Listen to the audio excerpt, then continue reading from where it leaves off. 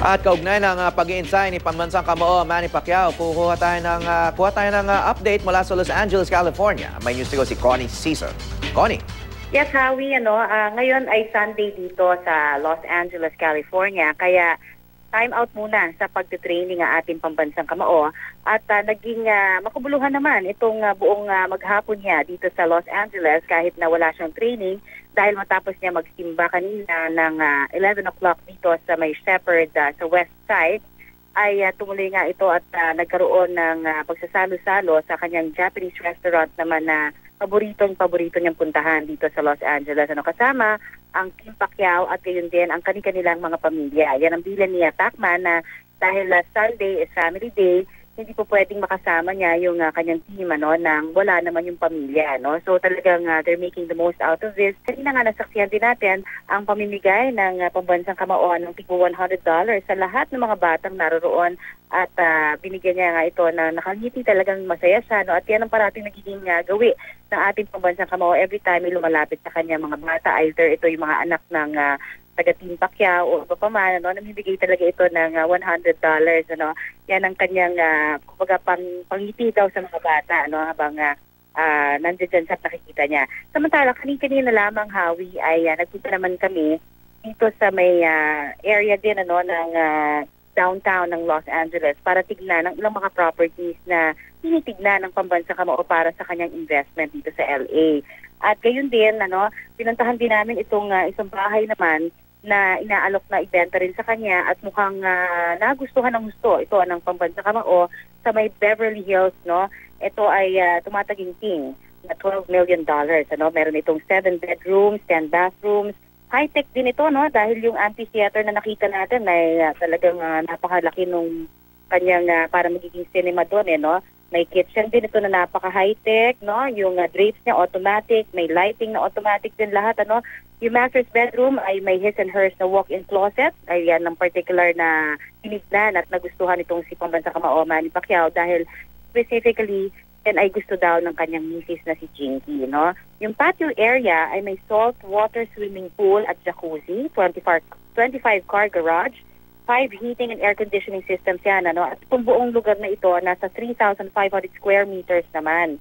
So talagang kita natin, na itong ang dahilan naman ng Pambansang Kamao sa pagtingin dito sa area na ito ng Beverly Hills 90210 ay dahil gusto daw niya na may privacy na sila ng mag-anak, Yung kumbaga bukod sa investment din ito daw para sa kanila, ay gusto niya gated na talaga, Hindi katulad kasi dito sa kasalukuyang bahay na tinutuluyan nila ay walang gated village, Ito talagang kahit sino nakakapunta at nakakatanaw sa kanila doon sa area na yon, So, minabuti nga at napag-usapan ko nila ni Jinky na maghanap talaga ng bagong bahay na bibilhin dito naman sa Los Angeles, At natipuhan nga nila itong bahay na worth $12 million naman dito sa may Beverly Hills 90210, di ba? At mamaya daw, ayon kay Pacman, ay mag-make na sila ng offer doon sa may-ari. Yan muna ang latest. Wala naman dito sa Los Angeles, California. Howie? Yeah, Connie, umpisahan ko lang doon sa kanyang training. So, nagpahinga lang muna siya ngayon dahil linggo dyan, nagsimba siya. Ngayon, nasabi mo nga na nagkumain sila sa labas, pero nagpahinga siya. Pero totoo ba na tumitindi na ang kanyang pag-iensayo? Bumibigat yung kanyang training? Hindi, unti-unti naman talaga yan, Howie, talagang gradual, na sana talagang ginagawa, Kaya alam mo yung mga days kasi na pag natipuhan itong ating Pambansang Kamao na umakyat sa Griffith Park, na alam naman natin na normally hindi yan kasama sa routine niya pag first week, ay talagang wala naman nagagawa. Yung kanyang mga assistant trainer na si Buboy Fernandez at saka itong si conditioning coach niya na si Justin Fortune, kundi sumunod lang din. Kasi sabi nga ni Manny, talagang kilala naman niya yung kanyang katawan, So may mga days na talagang ganado talaga. Pero itong linggo na to, let me just tell you na itong linggo na to meron siyang absent na 2. Kumbaga na sa gym training niya ng hapon. Yan ay dahil sa minabuti niya rin talagang magpahinga dahil ang tindi daw ng jet lag niya. Kung ating matatandaan, bago siya magpunta dito, Howie, sa LA, ay pumunta muna ito sa Washington, hindi ba? Nag-London pa siya. at bumalik rin ng Pilipinas. At talagang, kumbaga, hindi siya talaga makabawi-bawi pa kung tutuusin doon sa mga nauna na niyang mga trips. At ngayon, na naririto siya sa LA, matindi pa rin ang kanyang jet lag. So talagang sinasabi niya nga sa mga Team Pacquiao, kabisado niya ang kanyang katawan. So kung kailangan niyang tumakbo sa Griffith Park, kung ito ay kahit wala pa doon sa schedule, gagawin niya. Pero kung kailangan niya rin matulog at magpahinga, ginagawa niya rin naman ito. So Connie, nabanggit mo, namimigay siya ng $100 bills sa mga bata, pa siyang mayaman na Santa Claus. No? Paano yan? Pinipilahan ba siya araw-araw? Siyempre, lahat naman gusto magkaroon ng $100 bill.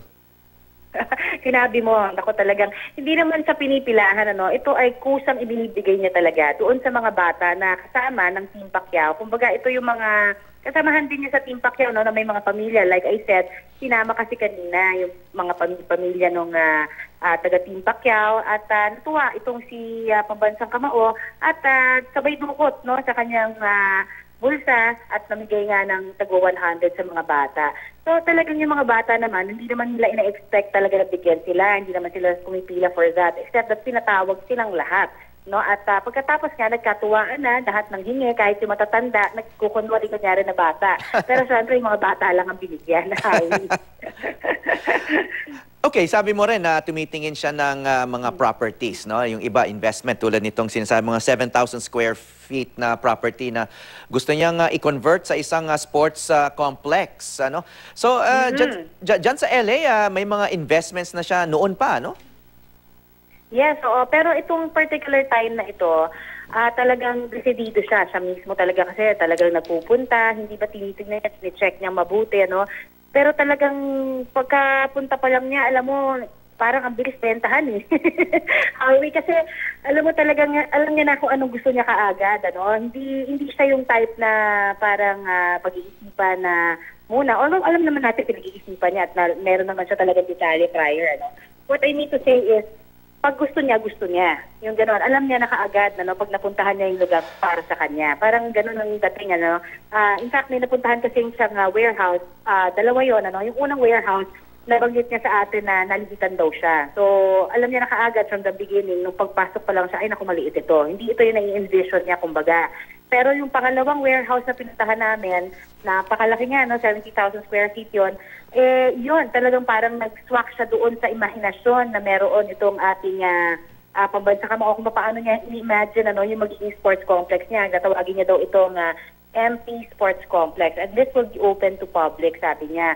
So, membership din yan. So, talagang naghahanap siya ng ways to invest his money. Alam naman natin na malaki-laki ang kikitain niya this fight.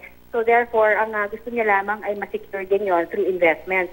At itong bahay na pinuntahan naman namin sa Beverly Hills, ang kanyang main reason, although maganda na yung bahay niya dito daw sa LA, nakasalukuyang tinitirhan nila, ay yung talagang gusto nila gated. Yung talagang hindi basta-basta mapapasok.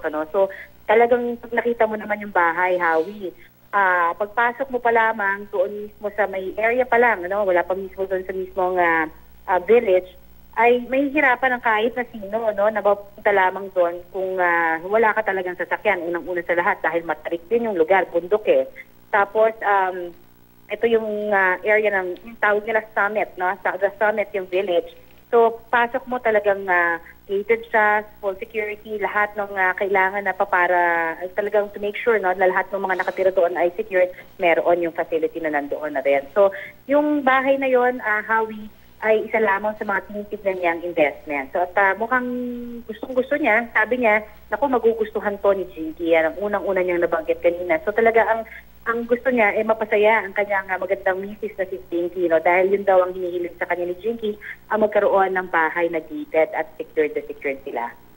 At saka mas liquid daw siya ngayon, o mas malaki yung naiipon niya dahil hindi na raw siya nagsusugal.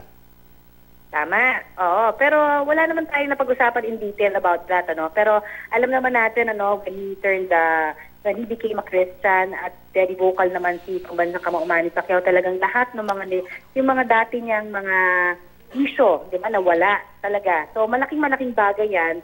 At si Jinky rin ngayon ang talagang humahawak ng pera. So alam natin na talagang itong particular time na ito is perfect also para sa kanilang dalawang mag-asawa, talagang to secure yung future ng mga anak nila through the investments that they're making right now. So, itong sinasabi ng mga investments na ito, bukod pa doon sa meron na silang dati, no? At nadagdagan niya dahil nga nawala yung mga bisyo, di ba? Ay maganda rin dahil itong, at least itong pera, no, na parating, na sinasabi na, of course, on May 2, handang-handa na rin naman yan talaga, no, nasa kontrata na yan, ay mailalagay nila specifically doon sa mga gusto nila. Okay, maraming salamat, Connie Sison.